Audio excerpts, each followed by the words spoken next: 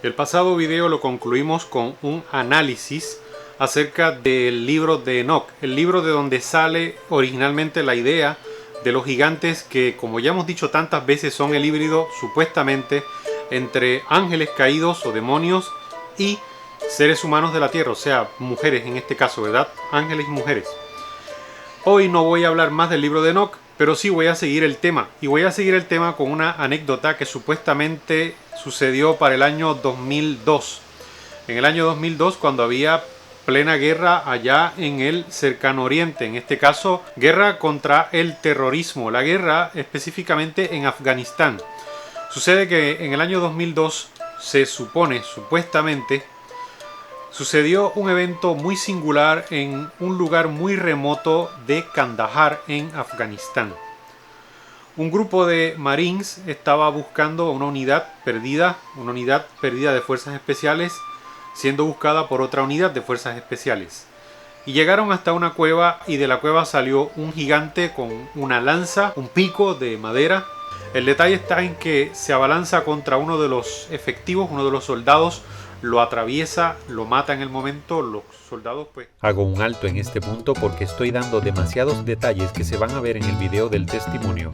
Así que vamos a pasar directamente al mismo, en el cual L.A. Marzulli entrevista al supuesto tirador que estuvo presente en el lugar de los hechos y vio al gigante.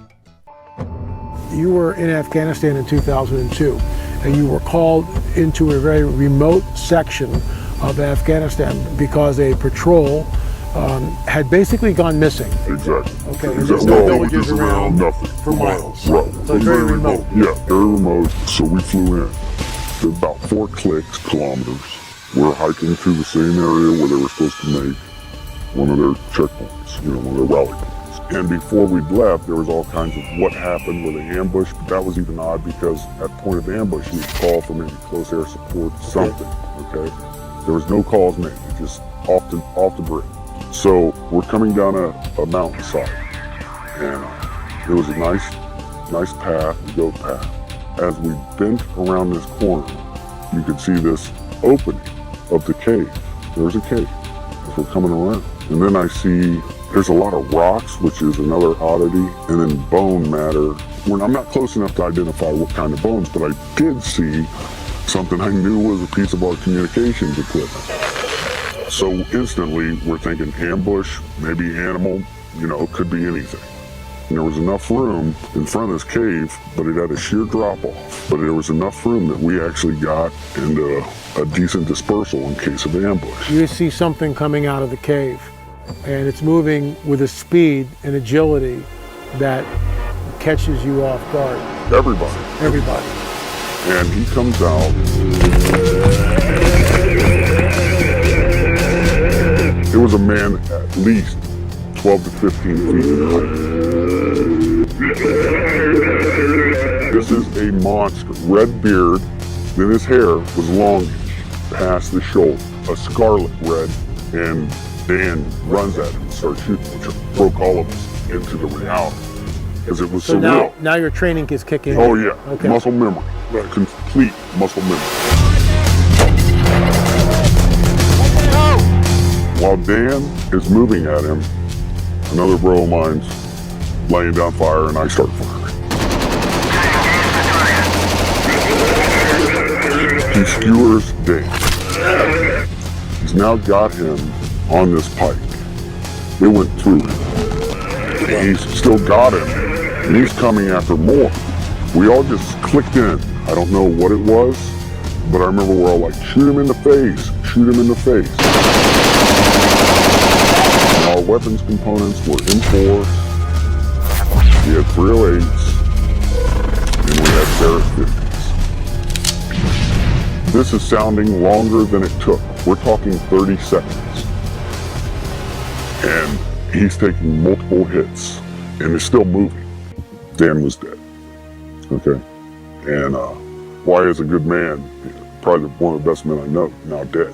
Before I'd left, they were already starting what they call a 9-line, which is a medevac request. They're sending out a medevac request, then all of a sudden it's not a medevac request.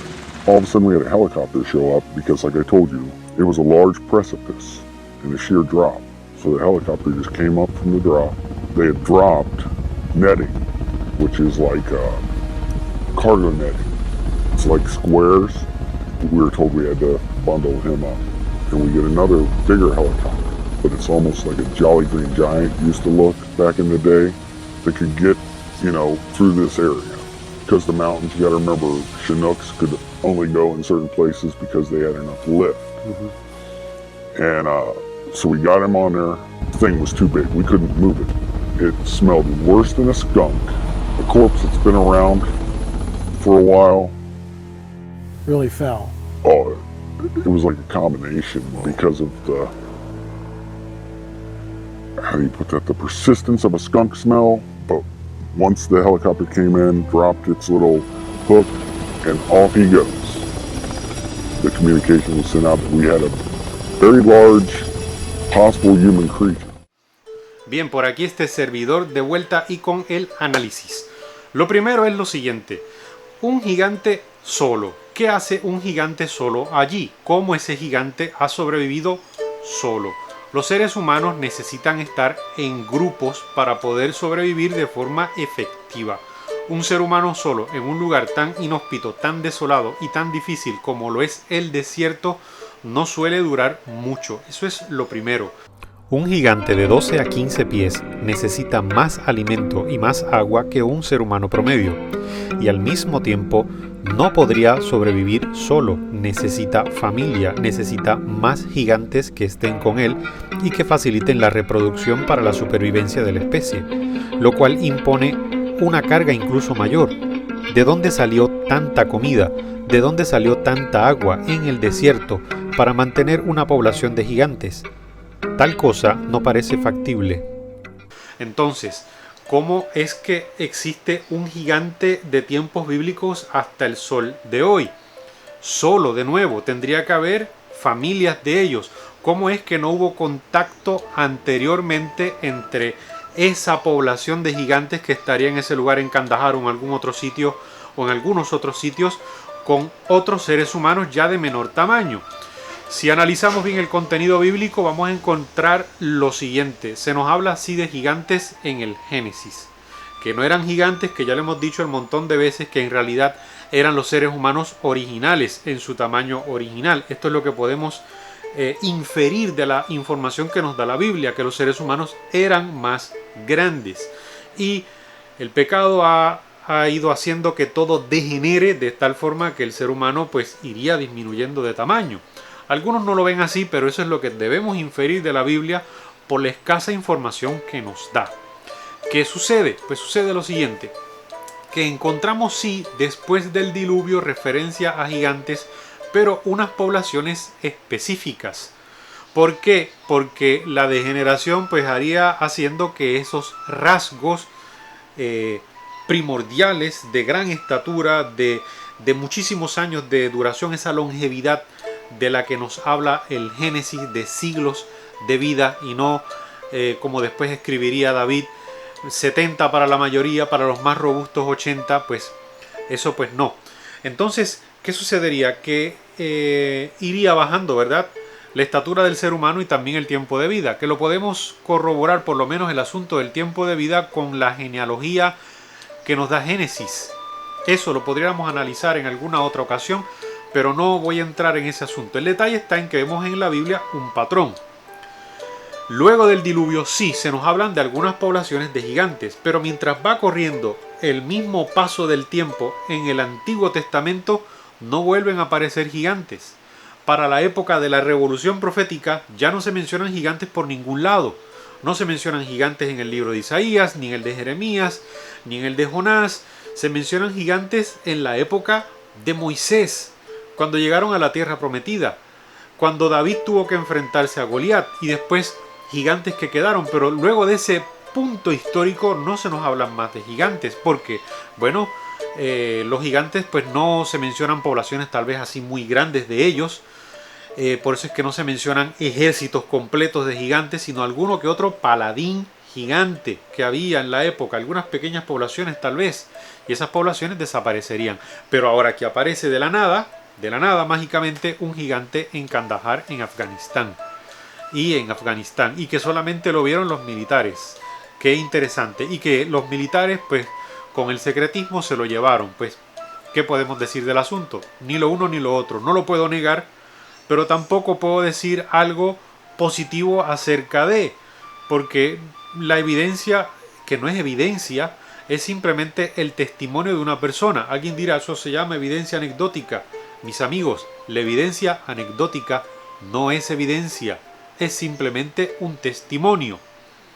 Y el asunto se hace bien difícil. Ahora bien, finalizando, ¿cuál es el problema con todo esto? Con todo esto de los gigantes, de los Nefilim, de lo que creen muchas personas, entre ellos evangélicos, testigos de Jehová, etcétera, etcétera. Pues mira, que son distractores, son cosas que llaman mucho la atención, que encienden los sentidos de la fantasía, pero son distractores. La Biblia en realidad está para ser vista desde otro ángulo. La Biblia tiene unos temas mucho más importantes que aportar que el que si haya gigantes o no haya habido gigantes, que incluso por eso es que no se menciona tanto el asunto de los gigantes. Es un pequeño detalle histórico insertado en la Biblia, del cual conocemos muy poco, del cual no podemos hablar incluso mucho, porque la información es muy escasa. Lo que verdaderamente podemos hablar de lo que dice la Biblia es lo relativo a Jesús, al plan de salvación. Es el verdadero meollo, es el punto central de lo que nos habla la Biblia, el plan de salvación. Pero los cristianos hoy día lo que están es, no todos, pero muchos de ellos, lamentablemente, hambrientos de teorías de conspiración, de cosas fantasiosas, de leyendas urbanas, y no del verdadero pan de vida, que lo encontramos tan solo en Cristo Jesús. Que no suceda eso contigo, siempre atento a nuestro Salvador y Redentor Jesucristo. Y como siempre, que la paz de Dios sea contigo. Gracias por ver el video. Antes que te vayas, si has llegado a este punto y te gusta este material, por favor, suscríbete al canal y activa la campana de las notificaciones. Y no olvides dejar un like y un comentario que siempre me son de gran ayuda. Adiós.